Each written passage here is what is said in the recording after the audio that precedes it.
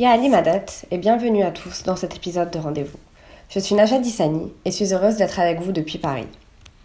Aujourd'hui, nous souhaitons vous présenter le parcours de Dr Shama Virani, brillante chercheuse au Centre international de la recherche sur le cancer, l'agence spécialisée de l'OMS basée à Lyon, en France. Après des études supérieures aux États-Unis, cette jeune femme a passé 2 ans en Thaïlande pour tenter de répondre à sa problématique de recherche, mêlant science et ethnicité. Sans plus attendre, je vous laisse découvrir son parcours semé d'embûches, mais surtout de réussite. Hello, Yalimaded. My name is Shama Virani. I am a cancer epidemiologist at the International Agency for Research on Cancer. It's the cancer research agency of the World Health Organization and is based in Lyon, France. I'm very excited to be here today as part of this episode on women in science, and I hope that my story and my experiences can show you that while being a woman in science does have its challenges, it can be very fulfilling as well. So let's get started. It began in Jamatkana, in fact. I couldn't have been more than 10 or 11 years old, and I remember sitting and listening to the farman that was being announced that day. I distinctly remember the words, "If you are fortunate enough to receive an education, it becomes your responsibility to help those that are not that fortunate." I didn't know it at the time, but those words stayed with me and became a motivating factor in the decisions that I made throughout my life. When I went to college, I wanted to go somewhere that was outside of Chicago. I was born and raised in Chicago, and the Jamaat there is very large. I wanted to see something else, something new, and so I decided to attend the University of Wisconsin in Madison. It's a great school, but it was out of state, and my parents were not so keen on this. However, they were very supportive of my education, and in the end, they did let me go. And the experience was amazing. I met different kinds of people. I encountered different types of ideas. And at one point, I did notice that at this school, which was predominantly white, there weren't that many people that looked like me. And I was the first brown person many of my friends had seen. After college, I knew I wanted to get an advanced degree, and so I started to apply to graduate schools, and I got in. But around the same time, I met a scientist, and a smiley scientist. It was the first time I had met an Ismaili scientist, and I was very excited to speak with him. When I told him about my plans to go to graduate school, he looked at the school I planned to go to and said, "It's a good school, but you can do better. Come and work for me in my lab. We'll publish papers, you can develop a new set of skills, and you can get into a better school." Now at this point I had a decision to make. I could continue to go along with my plans as I had done, or I could take the advice of this scientist. And I took his advice. I took a year off between schools and I worked in his lab and I published papers. I learned how to do cell culture and animal experiments. And true to his word, I got into the University of Michigan School of Public Health for my PhD. The advice that I received from this Ismaili scientist was important. It was a pivotal point in my life, and I could have chosen to do something else. But advice from people like that, from mentors who can give you advice on your decisions, is really important to consider. And that was the first time in my life I had even met an Ismaili scientist, and I was grateful for that advice. The PhD program at the University of Michigan is a unique one. The first year you do rotations. So before you decide where you're going to do your PhD, you do a rotation in the first semester in a lab, and then in the second semester you go to a different lab. And in this way you can try out different labs, different supervisors, and see where you fit in, and then you make the decision of where to go afterwards. The first rotation I did was in the lab of a toxicologist, a very well-known toxicologist. And I made that decision because it seemed like the natural thing to do. I had learned how to do cell culture and animal experiments. The work that was being done in the toxicology lab was just along those lines, and I was good at it. When it came time for the evaluation, I remember he sat me down and he said I was doing a very good job, that the work was good, but then he asked me a question. He asked, "Why do you want to be a toxicologist?" Now, I'm a pretty chatty person, and I think that I can talk to just about anybody, but that was one of the few times in my life where I was speechless. I had no answer. Nobody had ever asked me that question before, and I had never even thought about it. If he hadn't asked me that question, I would have likely kept going, become a toxicologist, a bench scientist, and I would definitely not be where I am today. But because he asked me that question and saw that I had no answer, he suggested to me that I might want to consider working in a population-based epidemiology lab for my next rotation. That experience showed me the importance of mentorship. You need people in your life to ask you these types of questions, to get you thinking about your life in a different way. You have to know why you're doing what you're doing, and if you don't have an answer, perhaps it's time to try something new. The decision of going to the population-based epidemiology lab changed my life. It was, in fact, the research I was designed to do, the research that I eventually became very passionate about. For those of you that don't know what population-based epidemiology is, it's the study of diseases in a population. So if you have a group of people, and some people get certain cancers, and other people get different types of cancers, but they're all mixed up in one population, the purpose of an epidemiologist is to identify who is getting what cancers, which cancers are occurring the most, and how these trends change over time. Because I was interested in doing this for cancer specifically, and not some other disease, like cardiovascular disease, I am a cancer epidemiologist. And because I was doing this work in populations, I was a population-based cancer epidemiologist. The rotation I did in this population-based epidemiology lab was good, and it was also very important. It's incredibly important when you are making a decision to work with someone for the next 5 years of your life that you get along, that the relationship, the interpersonal relationship is a good one. And if you don't have an opportunity like a rotation, as I did, then it would be a good idea to talk to the people in the lab you're interested in and ask questions about the supervisor. How do they handle conflict? What is their daily life like? This will give you an idea of how well you would do in their lab. Even if a supervisor is an incredibly successful scientist, if that interpersonal relationship is not there, you will be miserable. The work that I started doing in this lab was mostly focused on head and neck cancer. And it was an interesting experience because I got to work with surgeons and clinicians all together in the same room trying to develop our research questions. What this taught me was how important it was to get a multidisciplinary approach to a research question, to get inputs from many different people in the field so that we can ask what's really important. For example, I had a surgeon come to me one day saying, "Shama, every time I do surgery on some patients, their lymph nodes are all stuck together. And after their surgery is over, these are the patients that do the worst in terms of prognosis. They always die. Can you find out why that is?" I'm not a clinician. I would have never even thought to ask that question.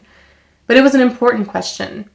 And the matted nodes has now been integrated into the new staging guidelines for head and neck cancer. That's how important it was. The research that we did was crucial for that research to be done. The other work that I did was international. So this was when I started working in Thailand. I started to work with cancer registries in Thailand because they had a great cancer registry system. Cancer registries are databases.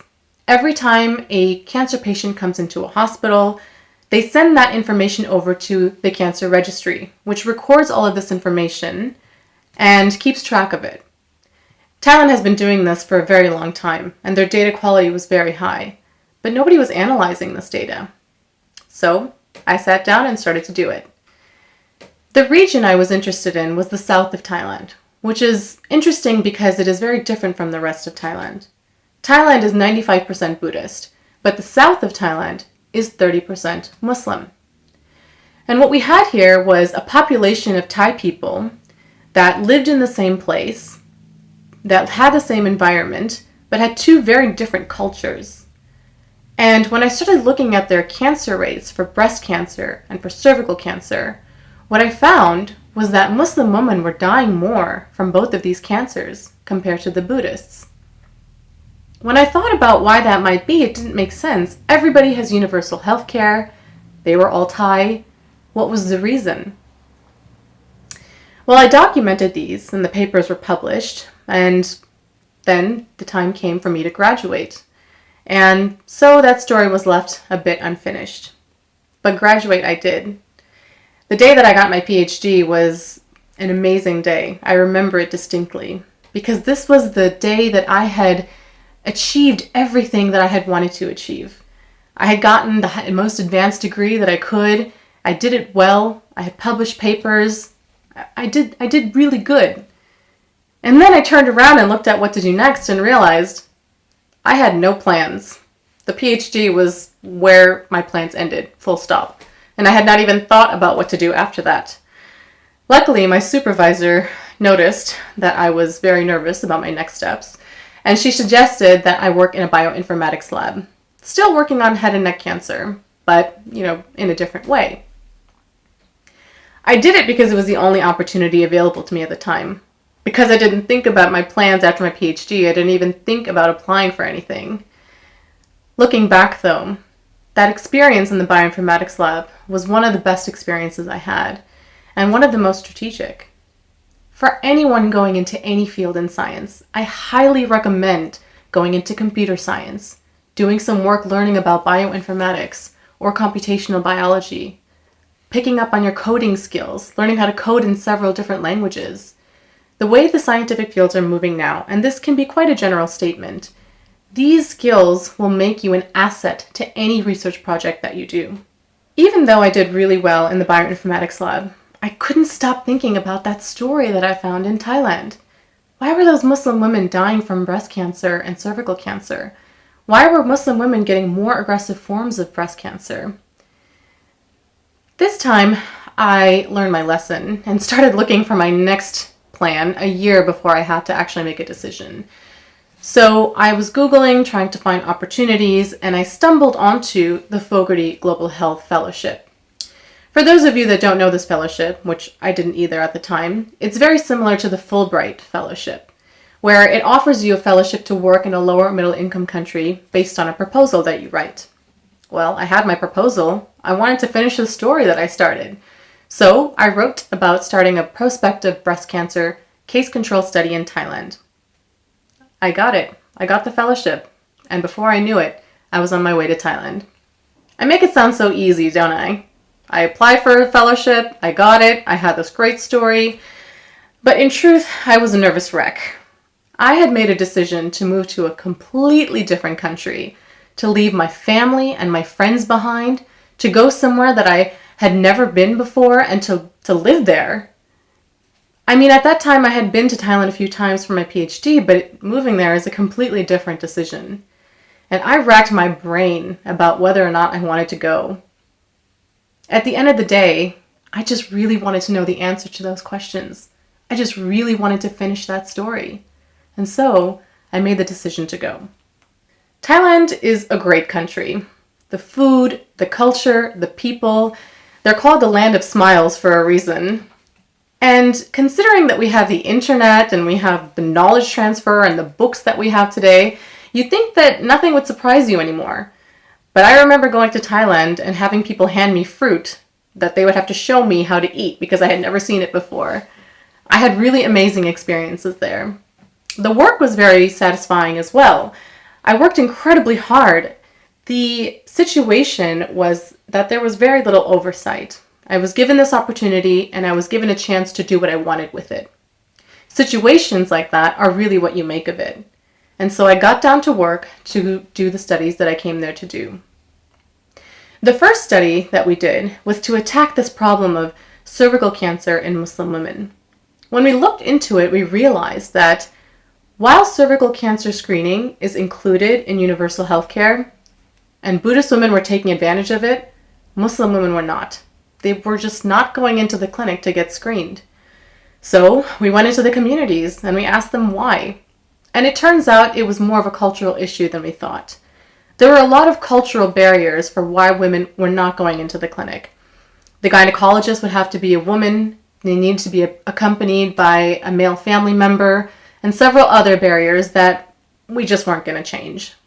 So what we did was we pilot tested a self-sampling cervical swab kit where a woman could get her own swabs in the privacy of her own home. In order to see if this would work, we had to test it out. And in that experience, which was a really great one, I met a lot of Muslim women who were very interested in protecting themselves. It wasn't that they didn't want to get screened. It was just that there were things out of their control that prevented that from happening. When they found out that they could screen themselves, that they could take the control of the situation into their own hands, they were extremely enthusiastic about it.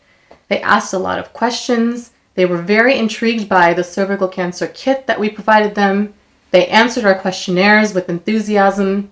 And for every single patient or subject that we tested, they agreed 100% that they would use this if it ever was implemented into their screening system. This was a change that we had made on the ground. We had worked with the provincial health office, so we know that once a study was shown to be a success, that they would actually implement this, and that these women would now be screened, albeit in a different way. The impact of that study was something that I had never experienced before, and it was a great feeling, a fulfilling feeling that I had actually done something to make change. The other study that I did there was to start a breast cancer case control study. So what this involved was collecting or recruiting patients in the hospital, asking them a series of questions and collecting their blood and tumor samples. And then going out into the community and asking people who did not have breast cancer the same questions and getting their blood samples. This involved a lot of coordination, as you can imagine. I had to talk to stakeholders, to hospital administrators, to nurses, to the patients themselves, to the community health workers, except there was one problem. I don't speak Thai. I never did, and I probably never will. It's a very difficult language. So I had to train my staff in the basic principles of epidemiology. This involved a lot of picture drawing, a lot of miming, but it worked quite well.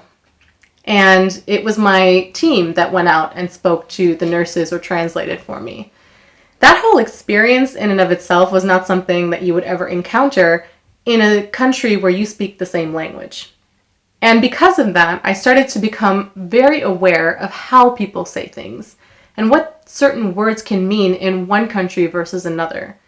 It made me very careful about how I spoke when it came to science, because you have to make sure that the understanding of the people is the same understanding that you have yourself. And if the only way to do that is through language, you have to be very careful about your language.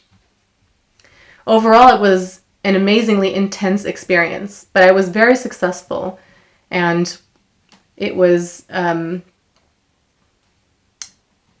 very well worth it.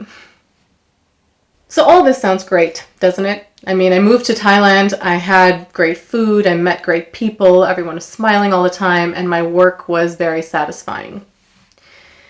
This is the story that people will tell you about their experiences, how great things were. But there are always challenges. You have to remember there will always be challenges. Living in Thailand for those 2 years was the hardest decision I've ever made in my life, and it was the hardest time of my life.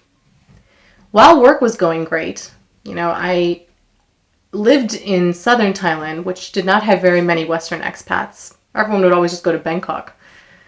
So I had very few friends, and not a whole lot to do outside of work. My personal life was pretty much non-existent.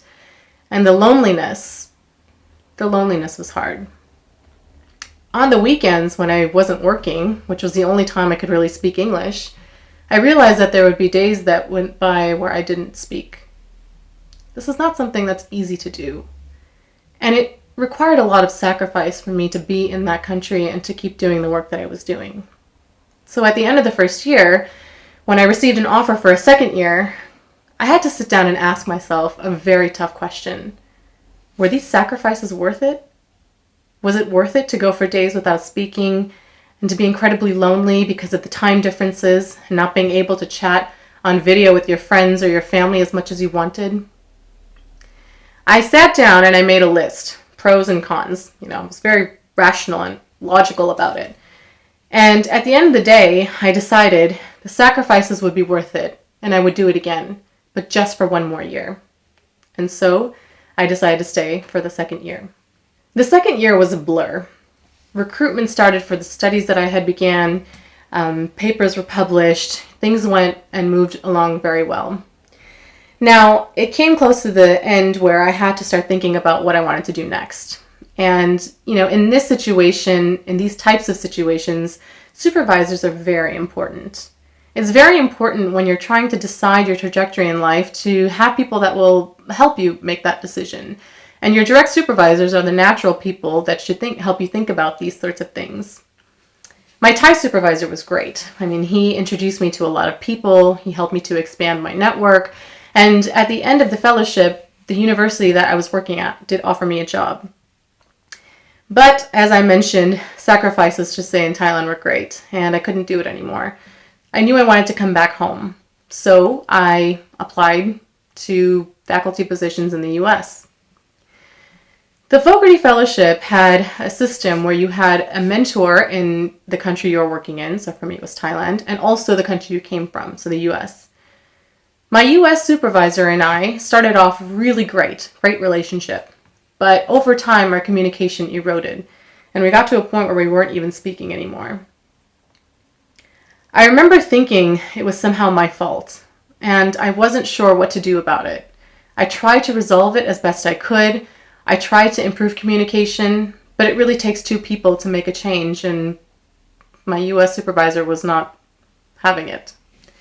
So I wasn't really able to go to them for any advice when it came to looking for a job. But I did continue to apply. And looking back on it now, I really did everything wrong. You have to submit a proposal for a faculty position, your research interests. And at the time I had been working in Thailand, so all of my research interests were in Thailand. Nobody in the US wants to do research only in Thailand because it's not the country that they're living in, so it really wasn't a smart strategic approach to an application.